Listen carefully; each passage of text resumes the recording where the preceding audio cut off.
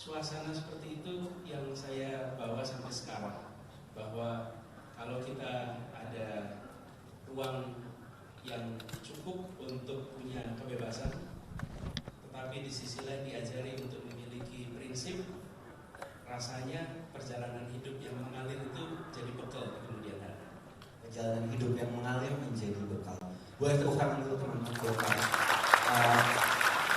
Tadi ya, perjalanan hidup yang menjadi bekal. Saya selalu percaya bahwa setiap manusia itu memiliki permasalahan dalam kehidupannya, memiliki titik terendah dalam hidupnya gitu. Mungkin Pak, karena ini kita menjadi manusia gitu, di mana momen kita menjadi manusia salah satunya adalah merasakan titik terendah dalam hidup. Mungkin kalau titik terendah dalam hidup, mungkin kalau saya boleh Pak minta ceritakan tentang titik terendah dalam hidup seorang Pak Anies Baswedan itu, karena kan mungkin yang orang lihat mungkin banyak keberhasilannya, tapi mungkin nggak banyak yang tahu di balik itu. Ya, memang rendahnya itu berkali-kali, sering dan banyak, sering dan banyak, dan beratnya itu beda-beda gitu masyarakat.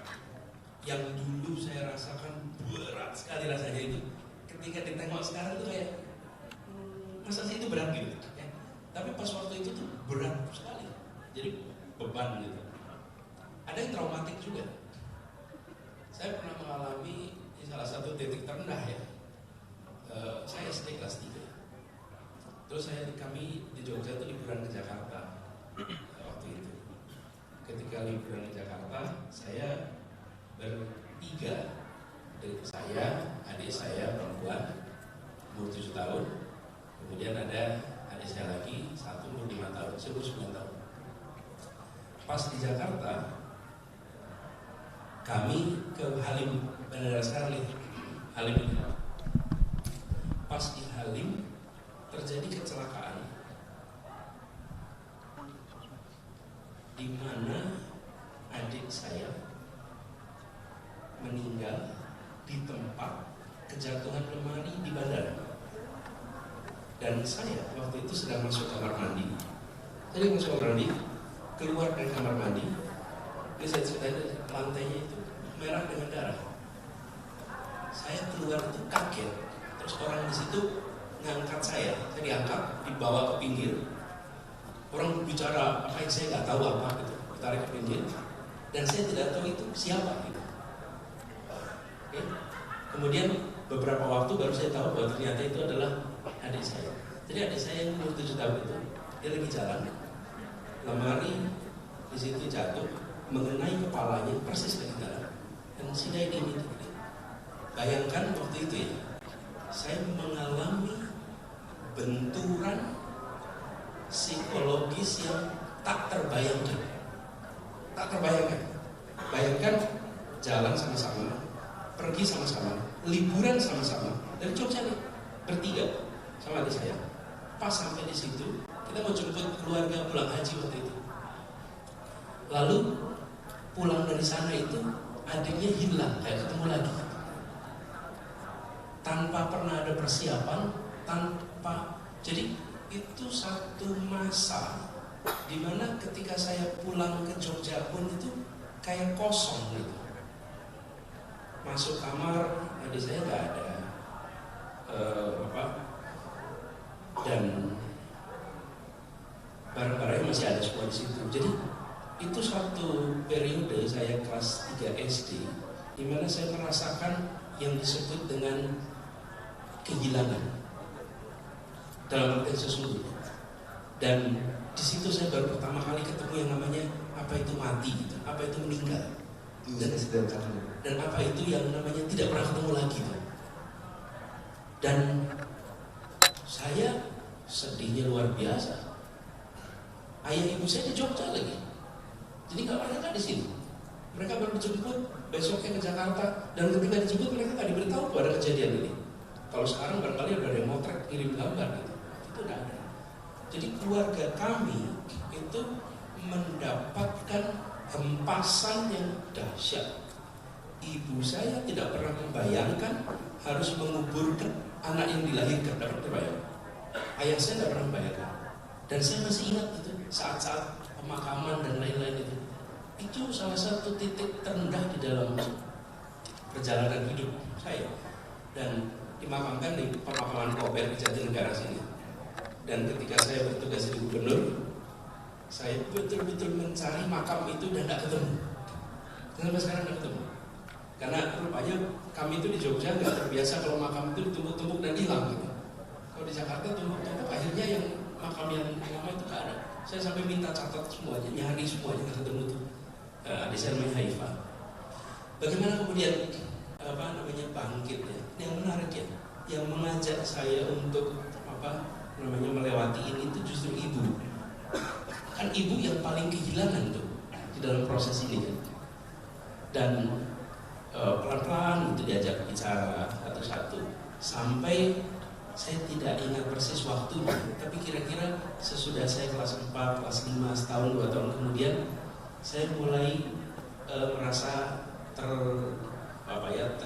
terbebas dari perasaan seperti pengen ketemu terus, pengen main lagi, pengen bersama-sama lagi. Itu perlu waktu tuh untuk itu lewat. Itu personal ketika saya badi. Di dalam perjalanan hidup saya ketemu dengan tantangan-tantangan, mulai dari urusan pekerjaan yang ketika terjadi itu besar sekali. Dan yang paling terakhir, yang paling saya rasakan nih, ini yang terakhir aja ya, tantangannya udah banyak nih. Saya ini entah bagaimana Tuhan mentakdirkan saya bertugas di Jakarta sebagai gubernur di saat pandemi itu masuk di Jakarta. Dan kami membentuk task force sejak bulan Desember, Januari. Jadi 3 bulan sebelum resminya. Apa sih yang paling merasakan begini? Saya di tiap jam 6 sore itu jam paling stressful buat saya. Raka, 6 sore. Karena 6 sore. Karena jam 6 sore itu adalah cut off laporan kematian hari itu. Jadi setiap menjelang jam 6 sore itu saya nggak enak kalau mau buka WA itu. Karena begitu ini nanti kepala dinas yang mengurusi pemakaman itu beliau akan mengirimkan daftar yang meninggal. Masuk. Begitu lihat ya, 10, 20, berapa lagi 40, 80. Ini kan kita, teman-teman di sini pasti ada saudara, teman di masa-masa itu. Lalu, Pak, makamnya hampir penuh. Kebayang nggak ada laporan Pak makamnya hampir penuh? Oke, sementara saya sedang bertanggung jawab mengelola usaha penyelamatan. Di saat yang bersamaan ini pada berjatuhan satu-satu. Semua orang di rumah, kami nggak boleh di rumah, kami harus justru di depan. Saya harus pergi, saya harus ikut ngurusin. Di sisi lain, kami dan tenaga medis semua itu, kalau pulang ke rumah berpotensi nularin keluarga. Saya ke makam Pondok Rangon, itu salah satu pengalaman paling shocking. Kenapa? Karena masuk satu tempat di mana saya nggak kebayang yang namanya deretan makam itu sebanyak itu. Itu kalau ditanya one of the lowest. Dan saya sampai waktu itu bilang, Bapak Ibu sekalian, please stay home, jangan pergi, jangan, waktu itu ya, tolong jangan pergi. Dan karena kita belum tahu apa yang harus kita lakukan, tapi saya merasa punya tanggung jawab yang besar. Dan setiap ada yang meninggal itu berat sekali untuk kita melihat, bukan sekedar statistik, ini adalah punya keluarga, punya orang tua. Jadi Raka, saya punya banyak lagi cerita, tapi saya mengalami, ini contoh 2, satu yang sangat pribadi, satu ketika terkait dengan pekerjaan. Dan pada waktu itu saya berkeyakinan bahwa kira-kira gini dah, saya ditugaskan di sini, ngurusin ini, ditakdirkan begini, pasti Tuhan punya rencana, dan pasti tidak akan kasih saya beban yang saya nggak mampu. Walaupun ini berat, harusnya nanti mampu, harusnya nanti bisa. Dan itu yang saya rasakan. Jadi dua itu yang boleh saya berikan sebagai contoh gimana menghadapi merasakan fase-fase yang sulit. Anies, sebelumnya terima kasih banyak Pak. It's very very emotional. Dan pertama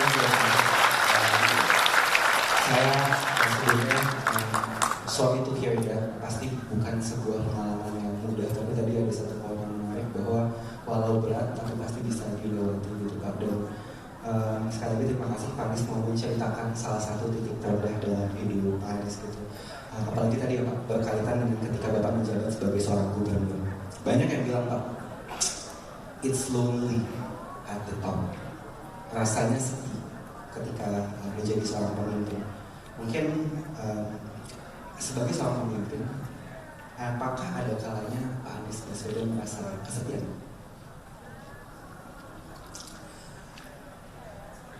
Pekerjaan memimpin, apalagi yang dipimpin banyak, itu membuat kita jadi sering ada jarak. Raka, saya bayangan ya, saya mengelola Jakarta yang penduduknya 11 juta, pegawainya yang dalam direct kendali oleh gubernur itu sekitar 180.000 orang, 60.000 ASN, 120.000 non ASN, itu yang dalam kendali langsung. Jadi jenis pekerjaannya itu membuat ada mata rantai struktur yang besar. Lalu kadang-kadang terasa seperti lonely. Di mana mendapatkan companion? Di rumah, di keluarga. Keluargalah yang menjadi pendamping paling konsisten, paling dekat, yang selalu hadir kapanpun dalam situasi apapun.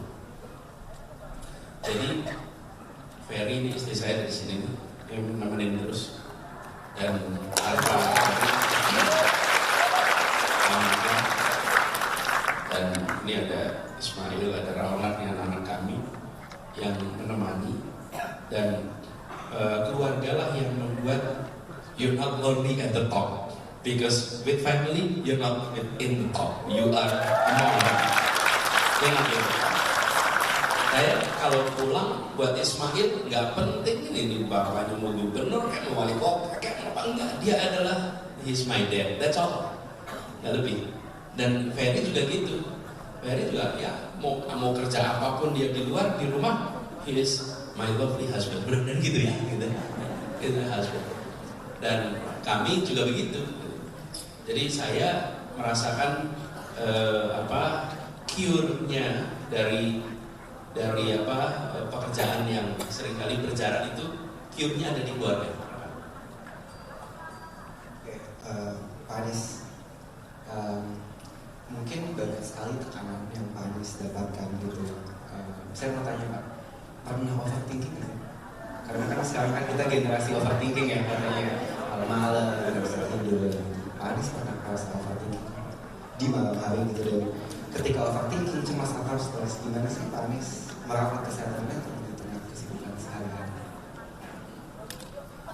Iya, ada masa saya dulu overthinking, ada masa. Jadi takut nih kalau gini gimana ya, nanti kalau gini. Itu saya alami berkali-kali. Setelah ngalamin berkali-kali, kemudian saya dapat satu pengalaman yang amat unik. Saya mengikuti sebuah program ini, lalu program ini tuh saya dipisah dengan keluarga, jadi saya nggak bersama keluarga saya. Saya diminta untuk menulis apa yang saya rasa khawatir. Itu kejadian itu yang mengubah saya dari biasa overthinking menjadi nggak overthinking. Ini kejadian gini. Saya tuh suruh nulis kertas tuh, orientasi kan. Anda tulis di kertas apa yang menjadi kekhawatiran Anda. Ya ditulislah kekhawatiran itu.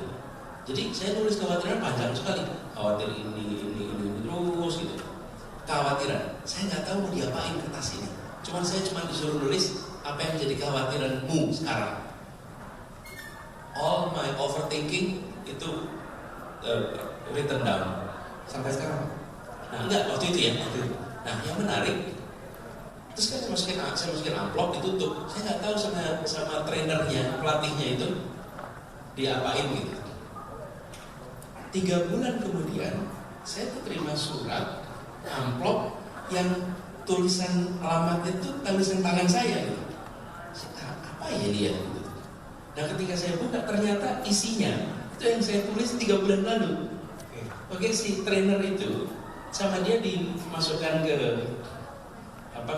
amplop, tulis alamat saya. Lalu 3 bulan kemudian datang, dan ketika saya datang itu saya baca, terus I'm smiling to myself gitu. Ternyata hal yang saya khawatirkan itu ternyata enggak. Nah kejadian itu kayak ini ya, sebetulnya take it easy aja ya. Kalau ada kemauan pasti ada jalannya. Kalau ngalir aja, susah-susah. Saya juga bukan orang pertama kok yang ngalamin gini. Pasti udah orang lain yang pernah. Kalau orang lain pernah dan berhasil, ya mudah-mudahan saya juga bisa dan berhasil juga gitu. Jadi nggak kemudian kita khawatir gitu. Itu kejadian di mana my overthinking mulai turun. Kalau saat ini, the pressure is really high right now, mungkin tekanan juga ya Bapak alami gitu. And how are you mentally? Jadi ini yang kemudian kalau saya merefleksikan ya, karena kita sering berhadapan dengan pressure gitu. Terus ada pressure, sehingga ketika ada pressure yang gede pun itu ya dijalanin aja gitu. Jadi nggak lagi dianggap beban sekali. Gini Raka,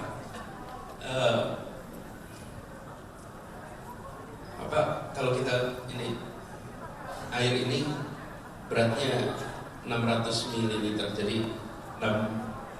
kira-kira 0,6 kilo. Meja ini beratnya mungkin 5 kilo. Kalau barang-barang seperti ini tuh kita bisa ngukur, oh ini lebih ringan, ini lebih berat gitu. Tapi kalau masalah nggak ada timbangannya. Masalah tuh nggak ada timbangannya.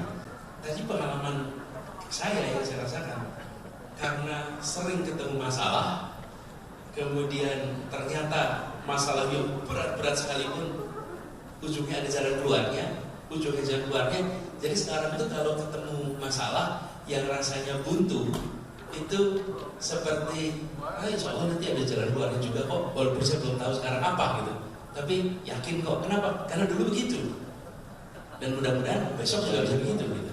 Jadi lebih seperti menerima apa yang dihadapin.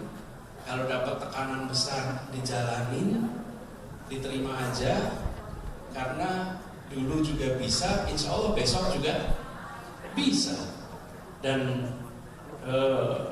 saya cukup yakin ya Tuhan pasti kasihlah jalan keluarnya, serumit apapun yang dihadapi, sebesar apapun tekanan. Dulu bisa, besok juga bisa. Insya Allah. Tepuk tangan buat Pak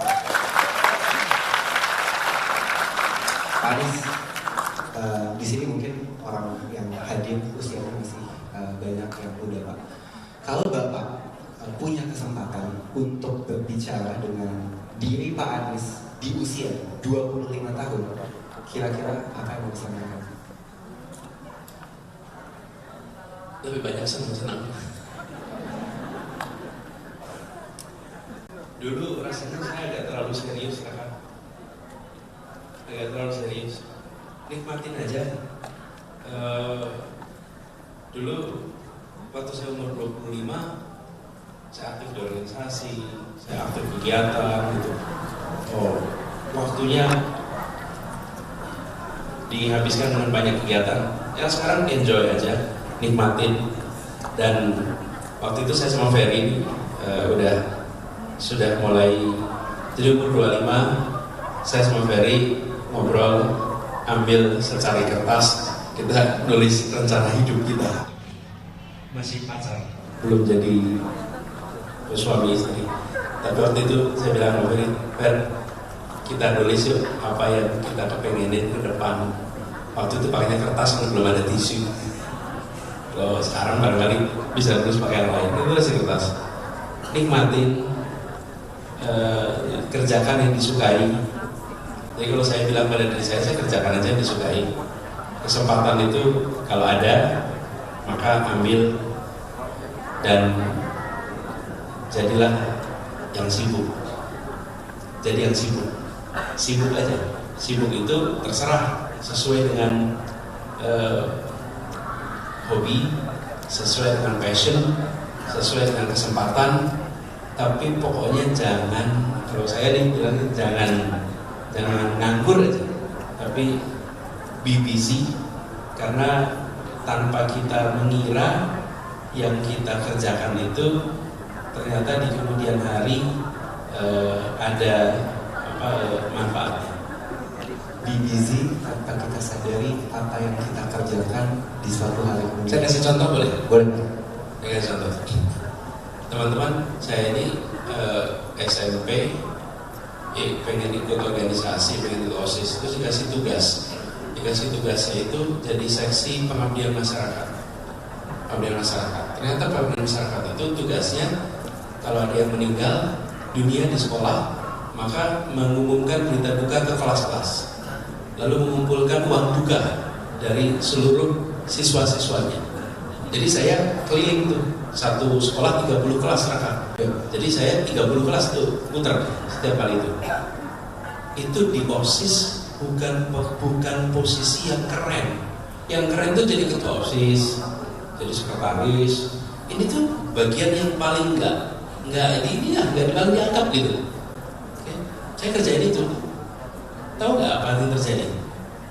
Karena pengalaman itu. Di antara 1.200 orang itu, ini 3 anak kecil yang ngurusin pengabdian masyarakat itu paling berpengalaman public speaking di SMP kita. Paling berpengalaman 3 itu. Dan 3 itu paling berpengalaman dibully kalau masuk kelas. Karena kami ini kelas 1 SD, kelas 1 SD, kelas 1 SMP baru masuk kelas. Kalau kelas 3 itu satu kelas sudah bilang telah meninggal dunia.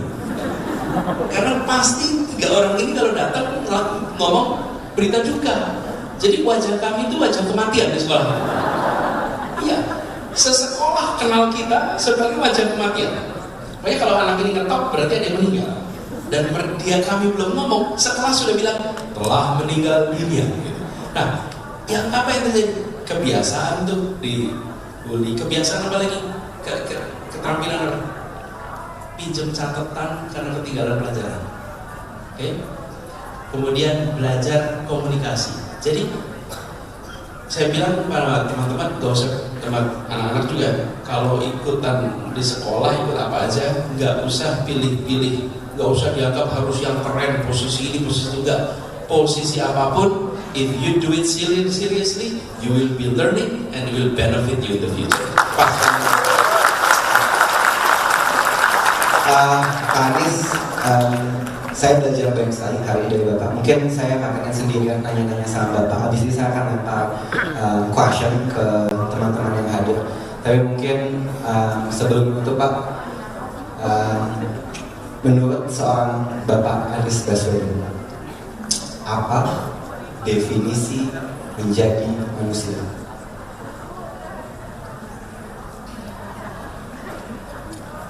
Jadi diri sendiri, merasa bahagia dengan apa yang dimiliki, tidak usah terlalu banyak memikirkan apa yang dikatakan orang, dan kita hidup untuk memenuhi harapan diri kita, bukan memenuhi harapan orang lain.